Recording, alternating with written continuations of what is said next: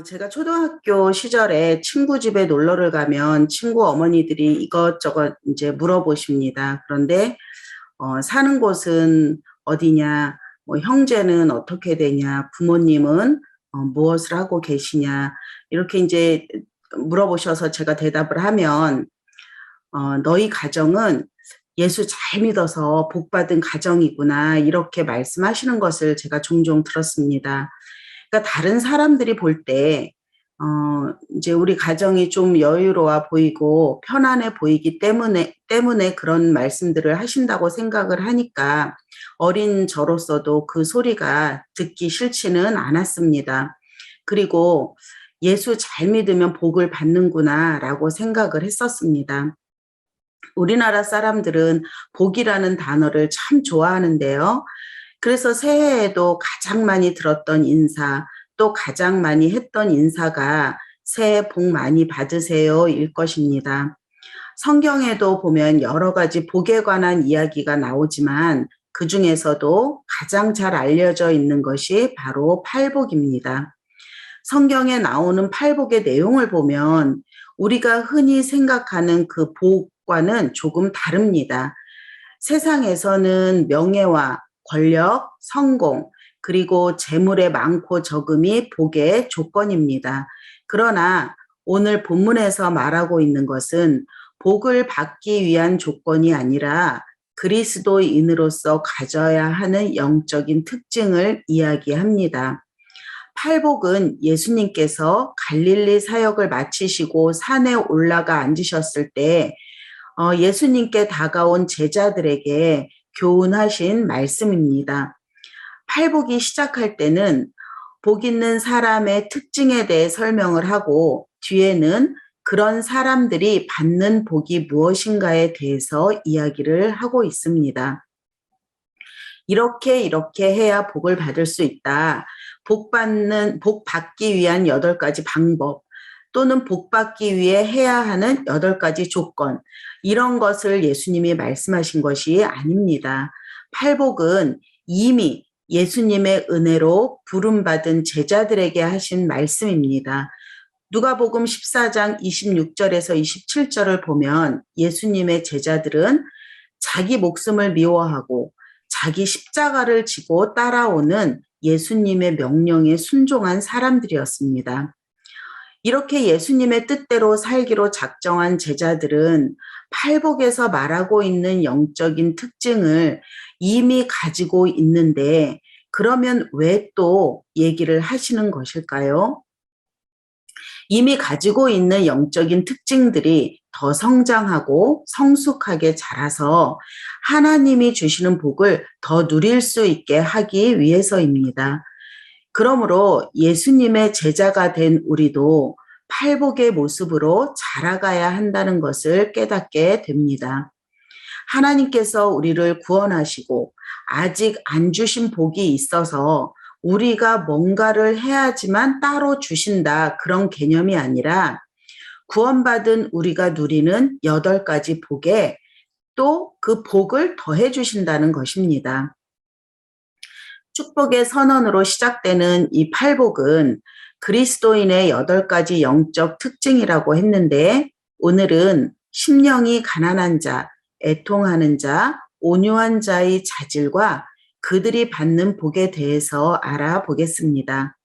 그 첫 번째 말씀으로 심령이 가난한 자는 복이 있나니 천국이 그들의 것이며, 심령이라는 단어는 헬라어 푸뉴마로 8절에 나오는 그 마음과 동일한 의미이고, 가난하다는 단어는 푸토코스로 한푼 없다, 구걸하다의 뜻입니다.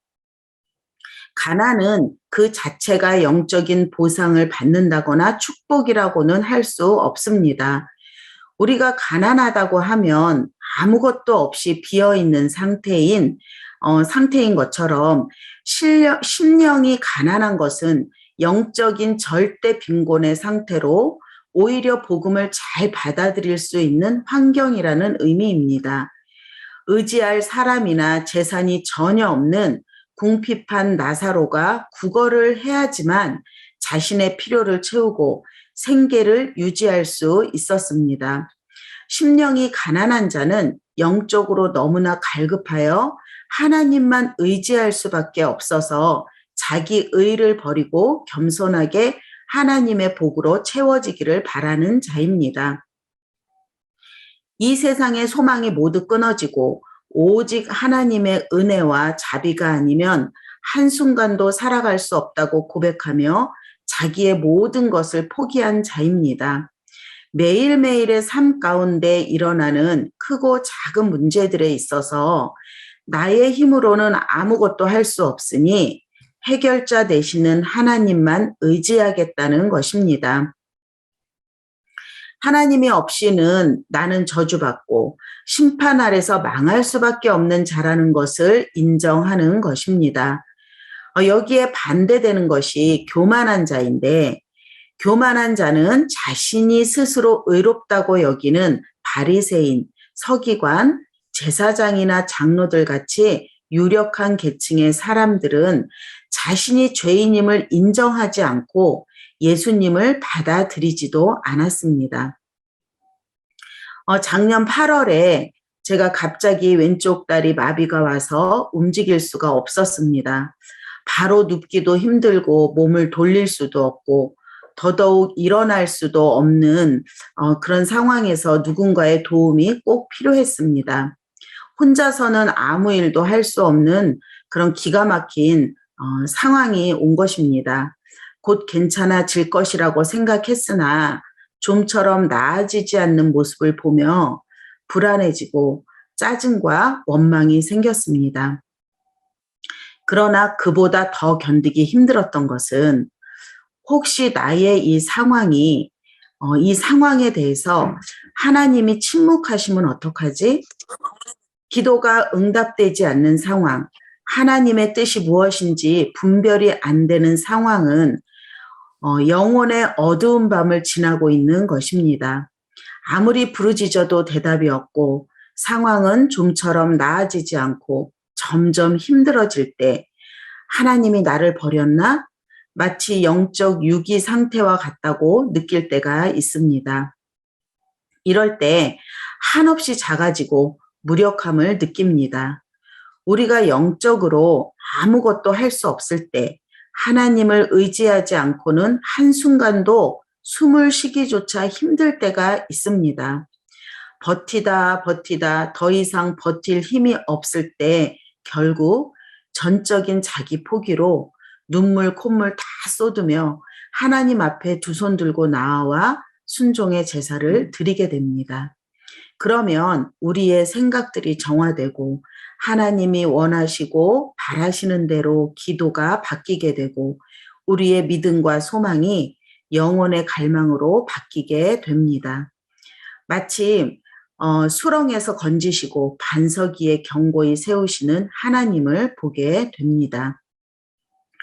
몸에 좋은 약이 쓰다고 하듯이 영혼의 어두운 밤은 우리에게 반드시 그 쓴맛을 주지만 결과적으로는 하나님과 우리 사이에 서로의 존재를 확인하고 하나님의 뜻을 확인하는 구체적인 시간이었음을 깨닫게 됩니다.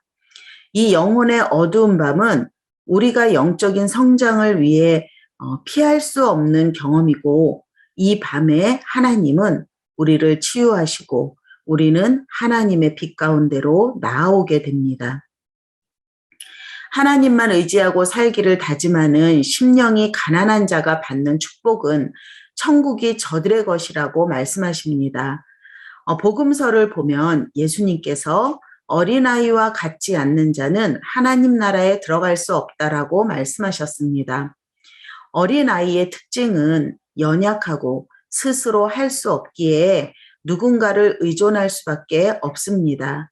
어른들은 생각이 너무 많고 계산적이어서 이것저것 핑계댈 것이 많지만 어린아이들은 단순합니다. 자기의 방법이나 자기의 생각을 의존하는 것이 아니라 하나님이 제시하신 예수 그리스도의 십자가 복음만이 진짜라고 받아들이는 자가 하나님 나라에 들어가는 복을 갖는 것입니다. 사랑하는 여러분, 오늘 어린아이와 같이 겸손한 자만이 복음의 은혜를 의존하듯이 심령이 가난한 자는 천국이 저희 것이 되는 복이 있으리니 기뻐하시기 바랍니다. 두 번째, 애통하는 자는 복이 있나니 그들이 위로를 받을 것이미요. 애통한다는 것은 심히 근심하고 고통스러워하며 슬피 울부짖는 것을 의미합니다. 창세기 37장 34절을 보면 요셉이 죽었다는 소식을 전해 듣고 아버지 야곱은 자기 옷을 찢고 굵은 배로 허리를 묶고 오래도록 그의 아들을 위해서 애통한다고 나와 있습니다. 이 말씀 속에 야곱의 감정이 잘 나타나 있습니다. 이처럼 애통하는 것은 속으로 사귈 수가 없으며 스스로를 주체할 수 없는 그런 극심한 슬픔을 나타냅니다. 그렇다면 본문에 나오는 애통은 무엇으로 인한 애통일까요? 애통하는 자는 하나님 앞에서 자신이 비참한 죄인임을 깨닫고 자신의 죄를 어찌할 수 없어서 탄식하며 슬퍼하며 하나님의 도우심을 구하는 사람들을 말합니다. 교만한 자는 자신이 죄를 짓고도 깨닫지 못하기 때문에 죄에 대해서 애통해하지 않습니다. 의인이 하나님 뜻에 불순종하거나 우리의 일상 가운데 연약하여 하나님의 뜻대로 살지 못하고 세상에서 죄된 자신의 모습을 볼 때 애통해하고 죄에 대해 아파하는 것입니다. 왜냐하면 죄의 결과가 얼마나 끔찍한지 말하지 않아도 우리는 감각적으로 잘 알고 있기 때문입니다. 그래서 전에는 아무렇지도 않게 지나쳤던 일들이 죄에 대해서 민감해지고 예민해져서 작은 죄라도 기억이 나게 되면 견딜 수가 없는 것입니다.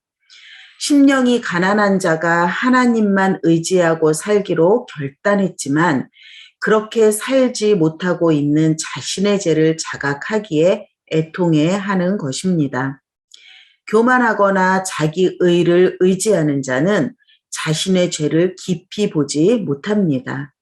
바리새인과 서기관이 그랬듯이 자기 스스로가 의로워서 끔찍한 죄를 지었다는 것을 인정하지도 않고 죄인이라는 것을 알지도 못하는 이것이 더 큰 죄라고 예수님은 말씀하십니다. 예수님 앞에 자기 의를 버린 자만이 자신의 죄를 자각하는 심령을 자연스럽게 가지게 됩니다. 자신의 죄를 애통해하고 괴로워하며 숱한 날들을 죄와 싸우며 애통하는 자를 하나님께서 찾아오셔서 그 마음을 어루만져 주시며 위로해 주십니다. 그 위로는 바로 모든 죄가 사함 받는다라는 것입니다. 시편 103편 12절을 보면 동이 서에서 먼 것 같이 우리 죄가를 우리에게서 멀리 옮기셨으며 예레미야 31장 34절은 내가 그들의 죄를 사하고 다시는 죄를 기억지 아니하리라. 미가서 7장 19절은 우리의 모든 죄를 깊은 바다에 던지시리라. 단순한 위로나 칭찬하는 말보다 하나님께서는 우리가 우리의 죄를 아파하며 눈물로 회개할 때 우리의 죄를 용서해 주신다는 것, 그 자체가 하늘의 위로입니다. 구원받은 우리는 죄를 이기고 살아갈 수 있는 능력을 이미 받았습니다. 우리가 작은 죄도 이기지 못하고 죄에 대해 아파하고 죄로 인해 무기력해서 죄의 권세에 눌려서 살았던 사람들입니다. 그러나 주님의 복음의 능력으로 죄를 이길 수 있는 힘을 주신 것 자체가 큰 위로가 됩니다. 그래서 죄를 애통해하는 자가 주의 은혜 안에서 위로를 받고 다시 일어서는 것입니다. 여러분은 무엇 때문에 애통해 하십니까? 하나님의 위로는 회복과 구원의 기쁨을 주시기 때문에 어떠한 절망적인 상황에서도 좌절하지 마십시오. 나를 애통하게 하는 환경이 즉시 해소되지 않을 수도 있지만 그러나 신실하신 하나님의 위로의 약속을 믿고 세상이 줄 수 없는 위로와 천국의 복을 소망하시기 바랍니다. 세 번째, 온유한 자는 복이 있나니 그들이 땅을 기업으로 받을 것이미요. 구약의 대표 영적 지도자는 모세입니다. 모세의 형과 누이가 모세가 굿수 여인을 아내로 취한 것을 비방했을 때 모세는 침묵했습니다. 성경은 모세를 가리켜 민수기 12장 3절에 이 사람 모세는 온유함이 지면의 모든 사람보다 더하더라 라고 얘기합니다. 신앙과 성품의 관계를 나타내주는 대표적인 덕성이 바로 온유함입니다. 그러면 온유함이란 무엇일까요? 말을 부드럽게 하거나 매너가 좋은 것이 온유함일까요? 시편 37편 9절과 11절을 보겠습니다. 9절 진실로 악을 행하는 자들은 끊어질 것이나 여호와를 소망하는 자들은 땅을 차지하리로다. 11절 그러나 온유한 자들은 땅을 차지하며 풍성한 화평으로 즐거워하리로다. 온유한 자가 어떤 사람들인지 9절에서 명확하게 얘기해 줍니다. 여호와를 소망하는 자, 그들이 땅을 차지한다고 말씀합니다. 시편 37편은 악을 행하고 불의를 행하는 자들이 세상에서 잘 되는 것을 보면서 불평과 시기가 솟아오르는 상황에서 하나님께서 해결책으로 주신 말씀입니다. 바로 온유하라는 것입니다. 악인의 번성은 일시적인 것으로 궁극적으로 심판을 받게 되니 분노하지 말아라. 조용히 하나님을 의지하고 기다리는 온유한 신앙이 땅을 유업으로 받게 된다라고 교훈합니다. 온유한 것은 하나님을 의지하고 살아가는 것입니다. 하나님께 소망을 두고 하나님이 기뻐하시는 일을 행함으로 불평과 시기를 극복하는 것입니다. 나의 이익보다 다른 사람의 이익을 자연스럽게 먼저 생각하는 것입니다. 하나님은 권리와 모든 것을 포기하시고 우리를 먼저 온유하게 대하셨습니다. 그래서 우리는 하나님의 온유하심의 은혜와 능력을 누린 자들이기 때문에 우리도 온유해야 합니다. 온유함이라는 태도는 신약 성경에서 말씀을 대하는 태도로서도 말하고 있습니다. 야고보서 12장 1장 21절에서 22절을 보면 온유함으로 말씀을 받으라고 합니다. 이것은 하나님의 말씀을 잘 듣고 아멘 하는 심령으로 들으라는 것입니다. 말씀을 들을 때 살아계신 하나님의 말씀이 나에게 말씀하시는구나. 이것이 나를 향한 하나님의 뜻이구나를 확실히 알아서 거기에 순종하겠다는 마음으로 듣는 것이 말씀을 온유하게 받는 것입니다. 이 온유함의 태도를 이웃에게 행할 때는 남을 배려하고 내 권리를 주장하는 것이 아니라 상대방의 권리를 존중하기 위해 내 권리를 희생하고 나를 낮추는 태도, 그리고 상대방의 허물에 대해서도 과격하게 비난하지 않고 인내하고 받아들이는 태도입니다. 그러면 항상 양보하고 져주는 사람이 온유함일까요? 아닙니다. 그것은 온유함이 아니라 연약함입니다.